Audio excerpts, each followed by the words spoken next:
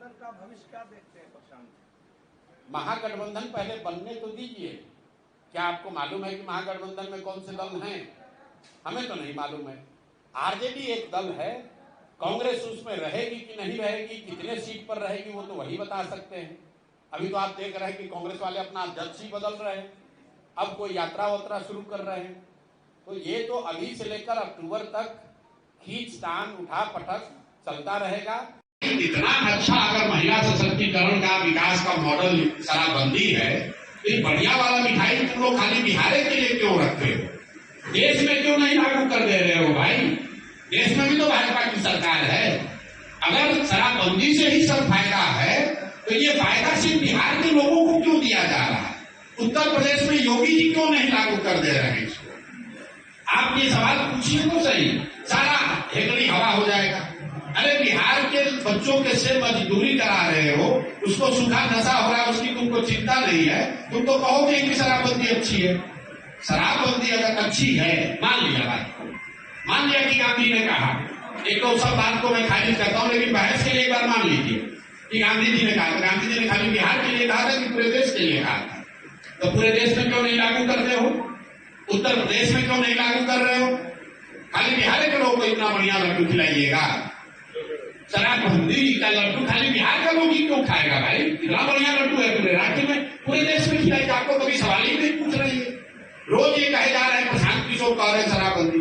अरे भाई भाजपाइयों को पकड़िए, भाजपा का जो डिप्टी सीएम उनको पकड़िए और कहिए कि सर शराबबंदी से इतना फायदा बिहार में हो रहा है, तो यूपी के लोगों को। देखिए, नीतीश जी की जो हरकत है या जो उनकी भाव भंगिमा है, जो उनके वक्तव्य हैं, इसको लेकर मैं ज्यादातर पिछले 2-2.5 साल में मैंने कोई वक्तव्य दिया नहीं।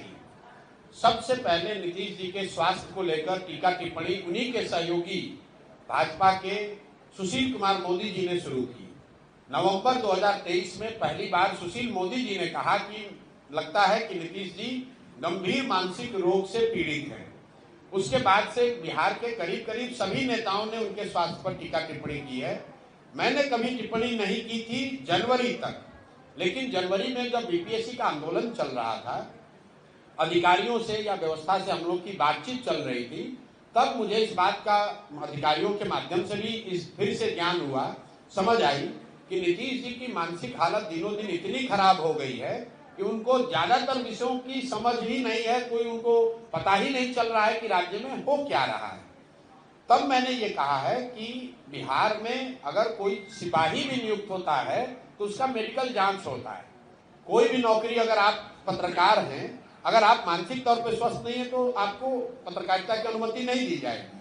ऐसा कैसे है कि 13 करोड़ लोगों के राज्य के मुख्यमंत्री, उनके मानसिक स्वास्थ्य की स्थिति को लेकर रोज चर्चा टिप्पणी हो रही है और सरकार की ओर से कोई वक्तव्य नहीं है, सरकार ने उसका कोई संज्ञान नहीं लिया। फिर हमने कैमरे पर कहा और आज रिपीट कर देते हैं, नीतीश कुमार शारीरिक तौर से थके हुए और मानसिक तौर पर अस्वस्थ हो गए हैं। और अगर इसका प्रमाण आपको जानना है तो खाली आप खड़े होकर नीतीश कुमार जी से उनके मंत्रिपरिषद के सदस्यों का नाम पूछ लीजिए। नीतीश कुमार की मानसिक हालत आज ये है कि वो अपने मंत्रिपरिषद के साथी मंत्रियों का नाम तक नहीं जानते हैं, नहीं याद है उनको, और उनके भरोसे 13 करोड़ लोगों का जीवन छोड़ा हुआ है। तो नीतीश कुमार जी की तो गलती है ही, उन्हें इस्तीफा देना चाहिए क्योंकि वो स्वस्थ नहीं है। लेकिन उससे भी बड़ा दोष उनके सहयोगी दल भाजपा का है, क्योंकि ये नहीं संभव है कि देश के प्रधानमंत्री और गृह मंत्री को ये पता नहीं है कि मुख्यमंत्री नीतीश कुमार की मानसिक हालत या उनकी स्वास्थ्य की स्थिति क्या है। बावजूद इसके वो लोग नीतीश कुमार को सामने खड़ा करके राजनीतिक रोटी सेक रहे हैं। इसलिए मुझे लगता है कि इसके लिए भाजपा भी बराबर की गुनाहगार है, जो ये समझती है कि बिहार की जनता को मूर्ख बनाकर किसी तरह वोट ले लो और अगर कहीं जीत मिल गई तो नीतीश को हटाकर अपना भाजपा का मुख्यमंत्री बना लो। ये उनकी रणनीति है। इसलिए मुझे लगता है कि नीतीश जी तो बीमार है ही, लेकिन उस बीमार व्यक्ति को जनता के ऊपर थोप के रखना, मुख्यमंत्री बनाए रखना, इसका ये जो गुनाह है ये भाजपा कर रही है और भाजपा के लोगों को इसका जवाब देना चाहिए। शराबबंदी जैसे संवेदनशील मुद्दे पर आप कहते हैं कि 1 घंटा में समाप्त कर देंगे, इससे क्या नहीं लगता है कि महिलाओं में आपके खिलाफ कुछ इमेज बन जाएगी? देखिए, जब मैंने शुरू किया तब मैंने अपने आप से एक संकल्प किया कि 10-15 वर्ष जब मैं राजनीतिक सामाजिक जीवन में रहा हूँ, कई बार ऐसा हुआ है। हम लोग जानते हैं कि ये बोलना गलत होगा, फिर भी लोग बोलते हैं, नेता बोलते हैं क्योंकि वोट की बात है। तो मैंने ये संकल्प लिया है कि मैं इस पूरे अभियान में बोलूंगा वही जो सही होगा, चाहे वोट मिले या ना मिले।